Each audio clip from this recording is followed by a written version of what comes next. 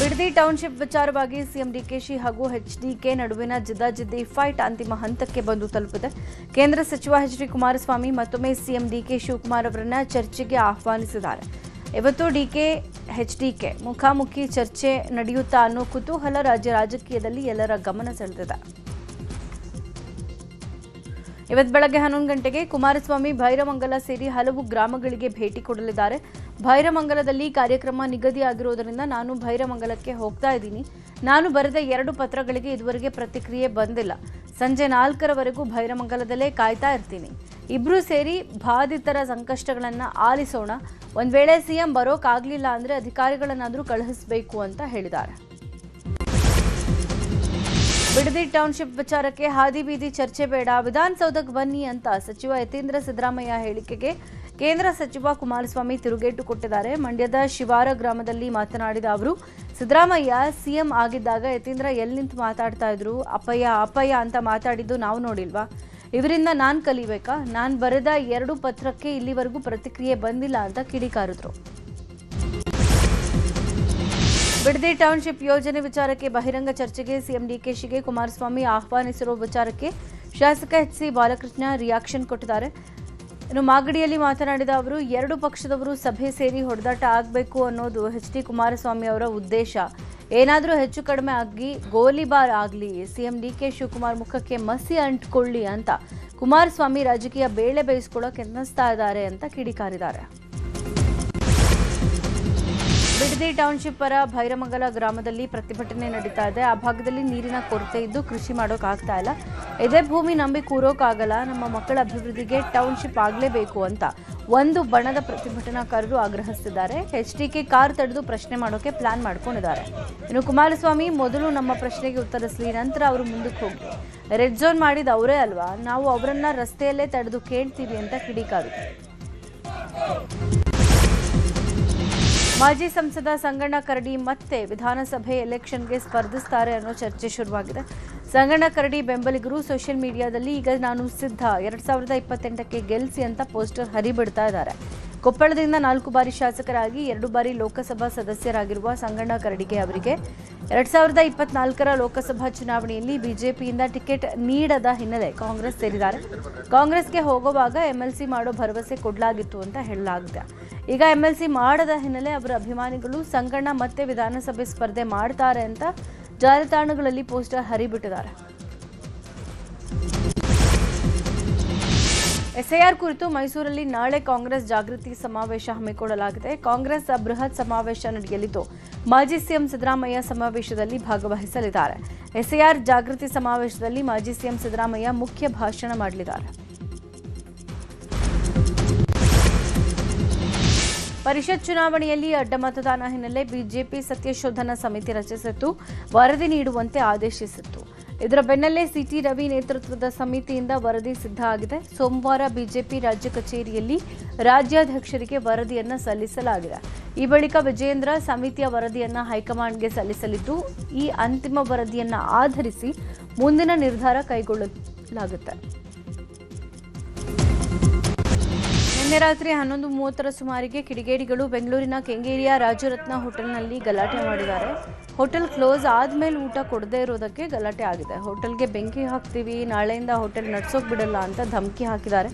ಈ ಬಗ್ಗೆ ಹೋಟೆಲ್ ಮಾಲೀಕ ಮಧುಕಿರಣ್ ಕೆಂಗೇರಿ ಇನ್ಸ್ಪೆಕ್ಟರ್ಗೆ ಮಧ್ಯರಾತ್ರಿ ಕರೆ ಮಾಡಿದ್ದಕ್ಕೆ ಇನ್ಸ್ಪೆಕ್ಟರ್ ಕೂಡ ಸಿಟ್ಟಾಗಿದ್ದಾರೆ. ಮಧ್ಯರಾತ್ರಿ ಫೋನ್ ಮಾಡ್ತೀಯಾ, ನಿಂಗೇನು ಕಾಮನ್ ಸೆನ್ಸ್ ಇಲ್ವಾ ಅಂತ ಬೈದಿದ್ದಾರೆ. ಆಮೇಲೆ ಹೋಟೆಲ್ ಮಾಲೀಕ 112ಗೆ ಕರೆ ಮಾಡಿ ಪೊಲೀಸರನ್ನ ಕರೆಸಿದ್ದಾರೆ. ಆಮೇಲೆ ಕೆಂಗೇರಿ ಪೊಲೀಸ್ ಠಾಣೆಗೆ ತೆರಳಿ ದೂರು ಕೊಟ್ಟಿದ್ದಾರೆ.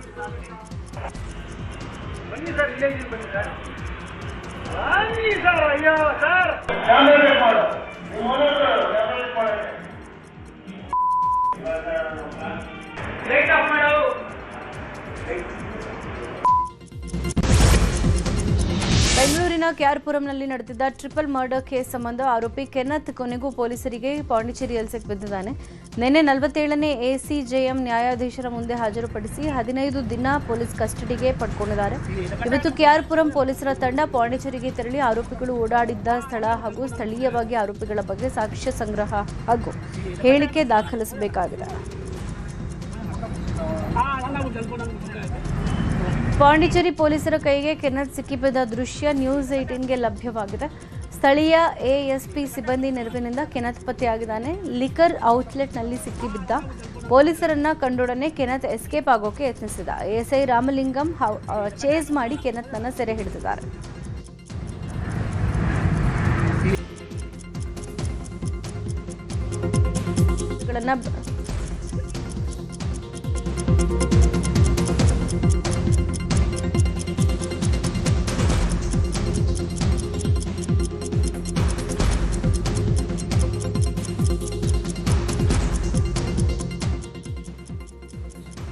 ಮನೆ ಮುಂದೆ ನಿಲ್ಲಿಸಿದ್ದ ಟ್ರ್ಯಾಕ್ಟರ್ಗಳನ್ನು ಕಳ್ಳತನ ಮಾಡ್ತಾ ಇದ್ದ 3 ಆರೋಪಿಗಳನ್ನು ಬೆಳಗಾವಿ ಜಿಲ್ಲೆ ರಾಯಭಾಗ ತಾಲೂಕಿನ ಹಾರುಗೇರಿ ಪೊಲೀಸರು ಅರೆಸ್ಟ್ ಮಾಡಿದ್ದಾರೆ.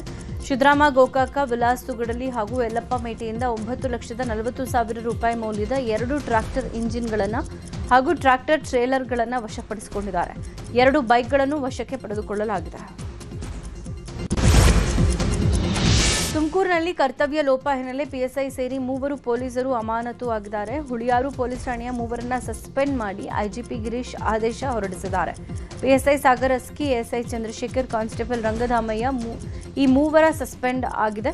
ಹಿರಿಯ ಅಧಿಕಾರಿಗಳಿಗೆ ತಿಳಿಸದೆ ಪಿಎಸ್ಐ ಸೂಚನೆಯಂತೆ ಅಸ್ಸಾಂಗೆ ತೆರಳಿದ್ರು. ಈ ವೇಳೆ ಅಸ್ಸಾಂನಲ್ಲಿ ವ್ಯಕ್ತಿಯನ್ನ ಬಂಧಿಸಿದ್ದ ಪೊಲೀಸರು ಬಳಿಕ ಅಸ್ಸಾಂ ಪೊಲೀಸರು ತುಮಕೂರು ಎಸ್ಪಿಗೆ ಕರೆ ಮಾಡಿದ್ರು. ಡಿವೈಎಸ್ಪಿ ಗಮನಕ್ಕೆ ತರದೆ ನಿರ್ಧಾರ ಕೈಗೊಂಡ ಹಿನ್ನೆಲೆ 3ರನ್ನ ಅಮಾನತು ಮಾಡಲಾಗಿದೆ.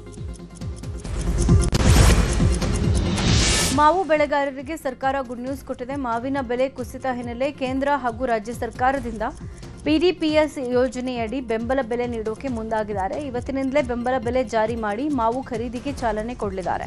ತೋತಾಪುರಿ ತಳಿಯ ಮಾವಿಗೆ ಮಾತ್ರ ಬೆಂಬಲ ಬೆಲೆ ಅನ್ವಯ ಆಗಲಿದೆ.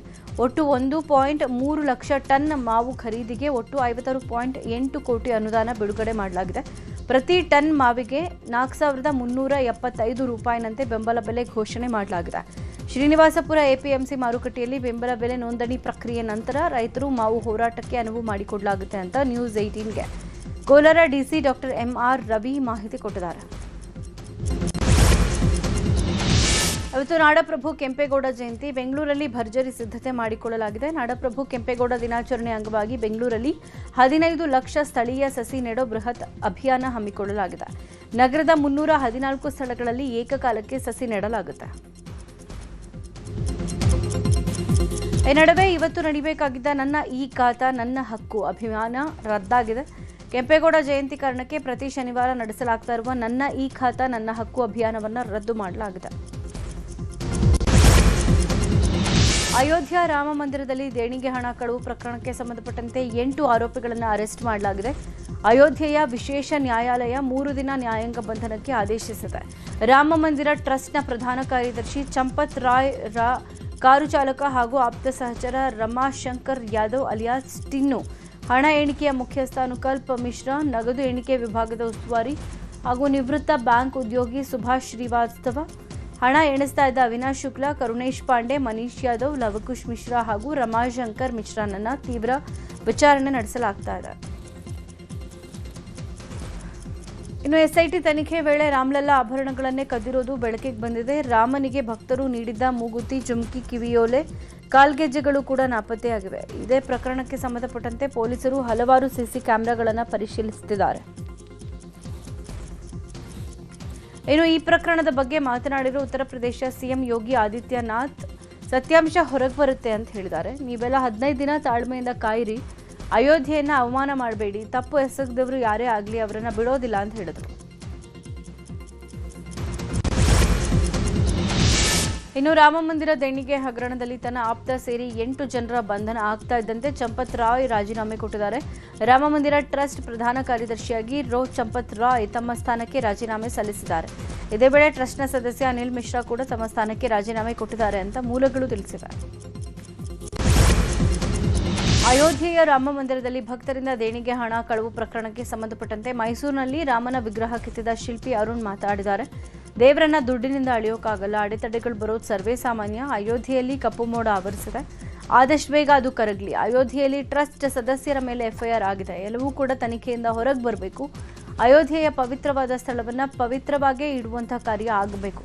ರಾಮನ ಭಕ್ತರಲ್ಲಿ ಅನುಮಾನ ಮೂಡಿದೆ, ಭಕ್ತರಿಗೆ ಉತ್ತರ ಕೊಡೋ ಕೆಲಸ ಆಗಬೇಕು ಅಂತ ಹೇಳಿದ್ರು.